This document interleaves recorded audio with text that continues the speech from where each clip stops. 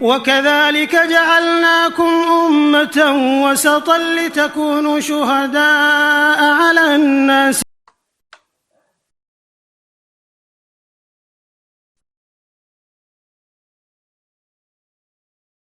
Assalamualaikum warahmatullahi wabarakatuh.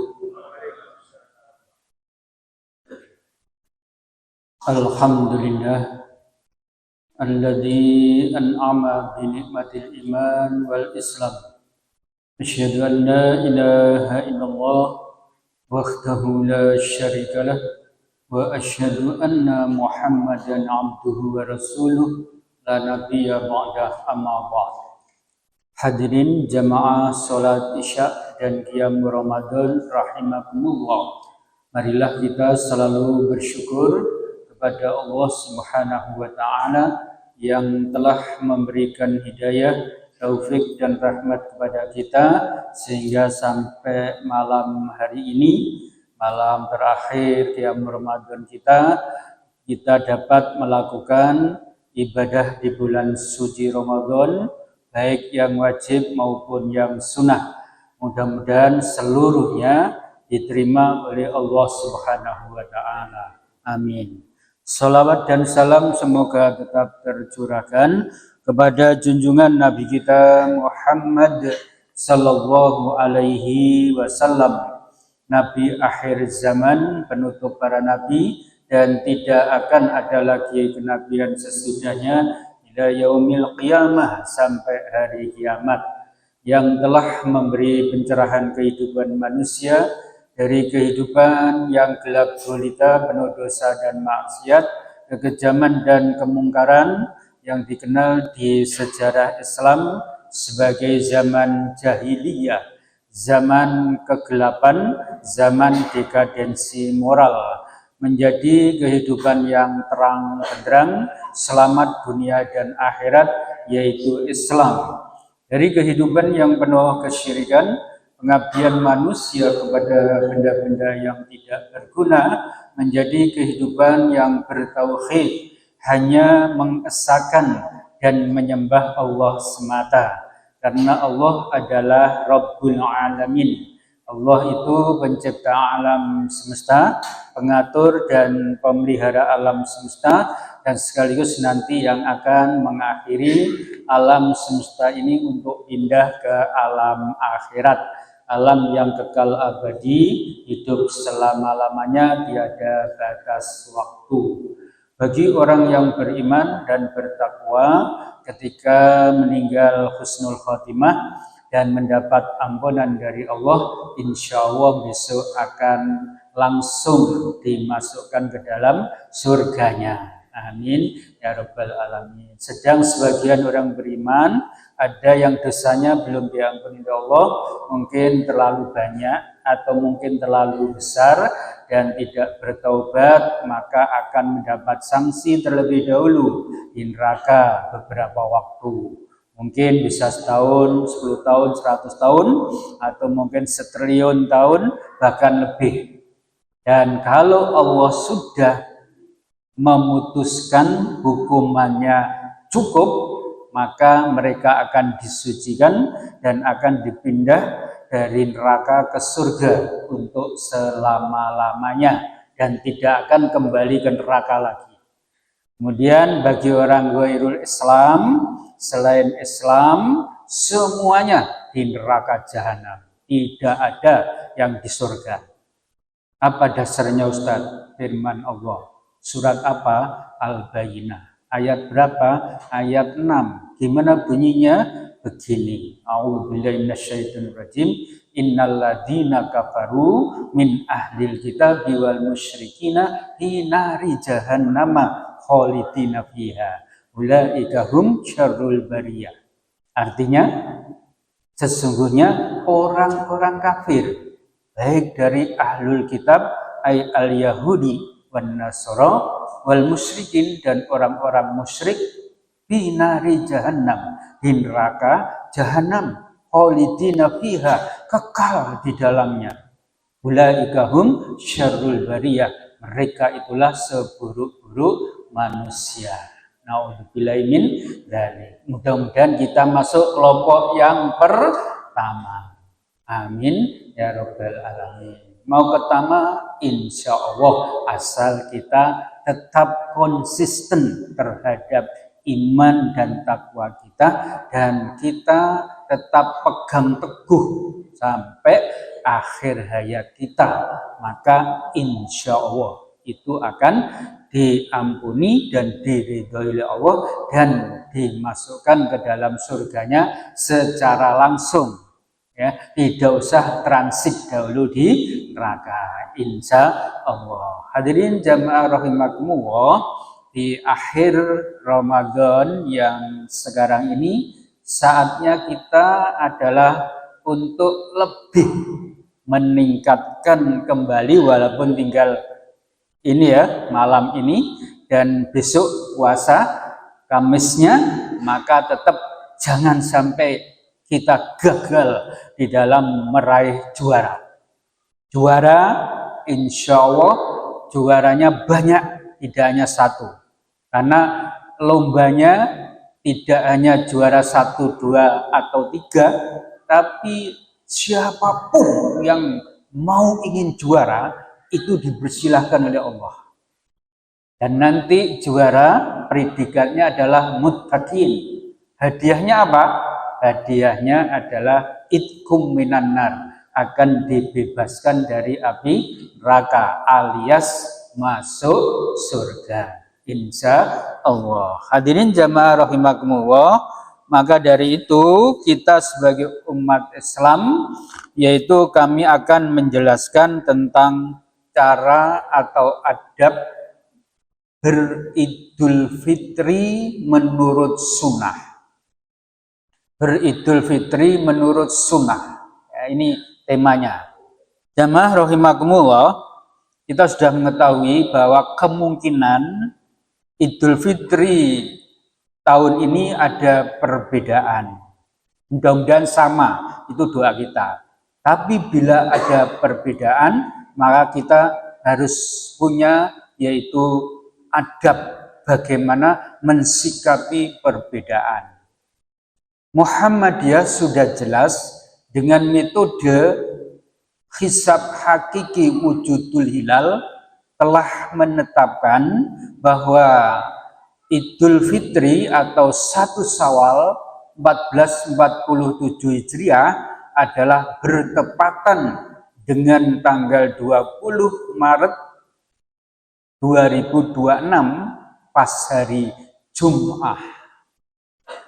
Dan ini ditetapkan berdasarkan panggilan iman yang murni dan ilmu pengetahuan yang tinggi, merupakan tradisi para ulama terdahulu sampai sekarang yang dihormati dalam Islam.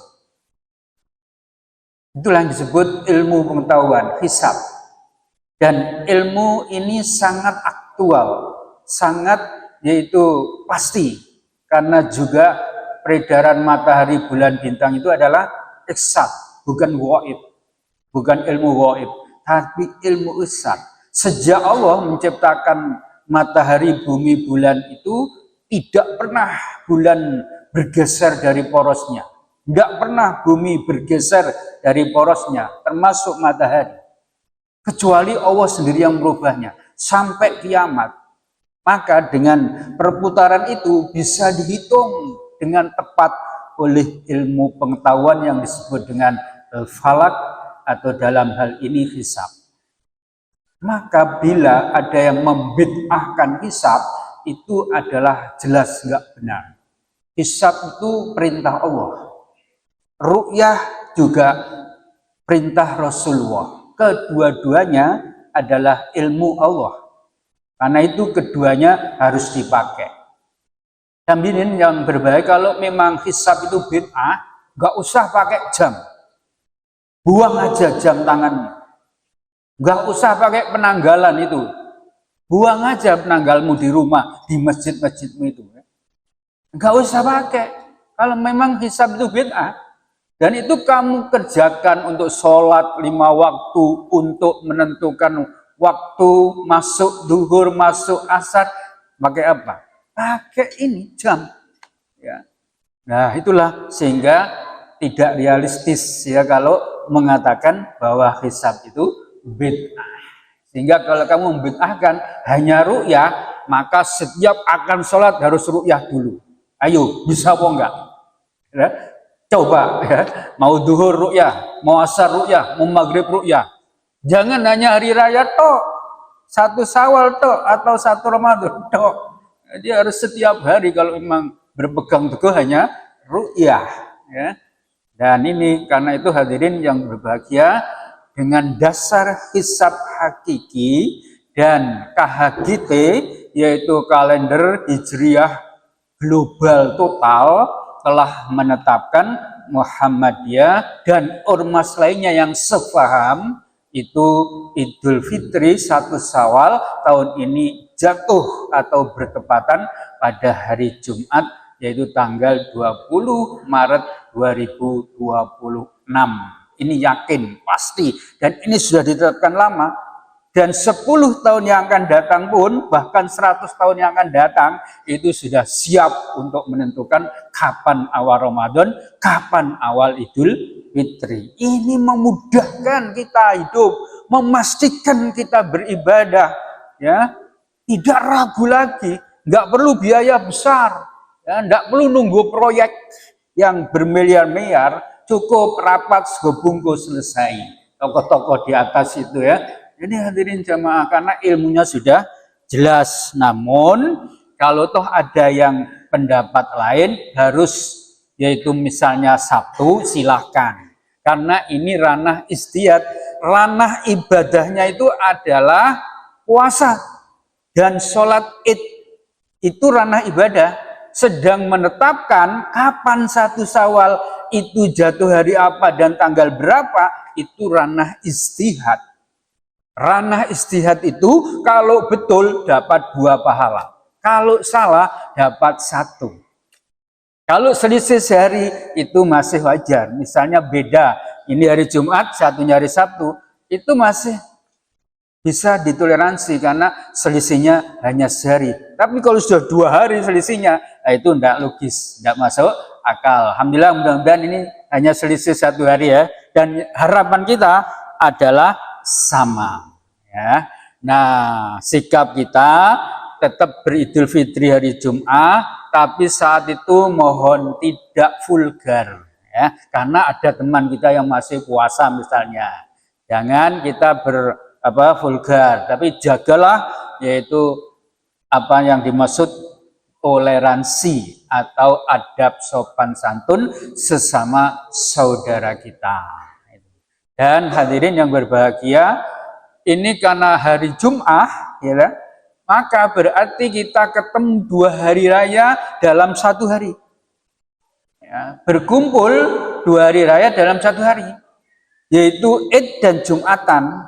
Ada beberapa pendapat kalau kumpul 2 hari raya dalam 1 hari itu bila sudah sholat id Jumatnya gugur. Ada yang kedua berpendapat bila sudah sholat id Jumatnya rukhsah. Rukhsah itu keringanan. Keringanan itu boleh Jumatan, boleh tidak. Kalau Jumatan ya oke, kalau tidak Jumatan boleh diganti sholat duhur. Tapi yang ketiga tetap melakukan Jumatan. Kenapa? Karena Rasulullah tetap melakukan Jumatan. Hadirin berdasarkan hadis berikut, idza istama'al idu wal jum'atu fi yaumin wahidin yaqra'u bima fi sholataini. Apabila kumpul 2 hari raya Id dan Jumat pada 1 hari yang sama, Rasulullah membaca 2 surat yang sama dalam 2 sholat tersebut. Yang dimaksud 2 surat yang sama itu, yang pertama Al-A'la, Sabbihisma Rabbikal A'la. Yang kedua Al-Ghasyiyah. Dan itu dilakukan Rasulullah baik di sholat Id maupun di sholat Jum'ah. Berarti Rasulullah melakukan sholat Jum'ah.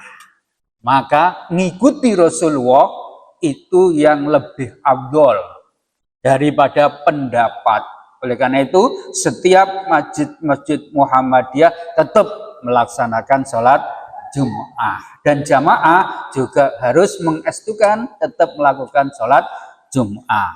Itu poin pertama. Ini poin yang kedua, kalau kita beridul fitri adalah ada adabnya. Hadirin jamaah rahimakumullah, beridul fitri menurut syariat Islam, pertama jangan lupa zakatnya. Ya. Zakat fitri dan zakat mal. Ini sebagusnya diserahkan malam ini, paling akhir besok, paling akhir sebelum sholat Id. Dan biasa Ibnu Umar atau Umar bin Khattab itu adalah memerintahkan untuk zakat itu biasanya dibayar semalam atau 3 malam sebelumnya. Itu sudah dibayarkan. Jadi yang bayar idul zakat fitri dan zakat mal itu memang yang bagus sebelum sholat Id. Intinya begitu. Yang kedua, hadirin yang dirahmati Allah, yaitu sunnah atau hampir wajib ya, sunat muakkad melakukan sholat Id. Dan sholat Id ini sunnah Rasul di tanah lapang, bukan di masjid. Di tanah lapang. Selalu Rasulullah mengerjakan baik sholat Idul Fitri maupun Idul Adha itu di tanah lapang. Kecuali hujan, baru Rasulullah mengadakan sholat Id itu di masjid. Maka kalau tidak hujan, itu sebaiknya lebih afdol di tanah lapang. Dan di dalam sholat itu, hadirin yang dirahmati Allah, pertama kita disunahkan mandi sebelum sholat. Mandi keramas, ya, jangan lupa. Pakai sampo, pakai sabun, sing wangi. Ya. Yang kedua adalah kita disunahkan memakai pakaian yang terbaik yang kita miliki. Tapi jangan riak. Ini karena untuk menghadap Allah. Jadi jangan sembarangan pakaian kaos oblong, apalagi kaos-kaos yang ada gambarnya, tulisan macam-macam, I love you dan sebagainya itu. Ono gambar sing menyeramkan. Ojo. Bagus, pakai baju yang baik, terbaik ya. Apa baju pakaian yang kamu miliki terbaik itulah yang dipakai untuk sholat Id. Yang ketiga adalah sunnah makan sebelum berangkat. Kalau di sholat Id sunnah makan. Tapi kalau di Idul Adha sunnah berpuasa, artinya jangan makan dulu ya, sebelum sholat. Jadi beda. Jadi kenapa kok Id ini makan dulu? Karena kita habis puasa 1 bulan penuh. Ya terserah makan apa di situ, yang penting makanlah. Itu. Yang keempat adalah mengajak kaum wanita. Jadi laki-laki dan anak-anak, kaum wanita besar kecil tua muda itu diajak ke tanah lapang untuk melakukan sholat Id. Meskipun wanita itu haid, ya, datang bulan, tetap diajak. Perintah Rasulullah ini. Ya. Ini hadis riwayat muttafaqun alaih, Imam Bukhari dan Imam Muslim. Hanya aja wanita yang haid tidak boleh sholat. Cukup hadir menyaksikan, yaitu khotib berkhutbah, mendengarkan, dan untuk menyemarakkan Idul Fitri. Itu aja. Ya, kalau malu agak menjauh dikit di belakang misalnya, tidak apa-apa. Itu tapi dianjurkan datang. Kemudian yang kelima adalah yaitu mengumandangkan takbir sejak dari keluar rumah sampai tanah lapang atau tempat sholat tadi. Ini biasa dilakukan ya oleh para sahabat, yaitu takbir dari rumah dan suaranya keras sampai di tanah lapang.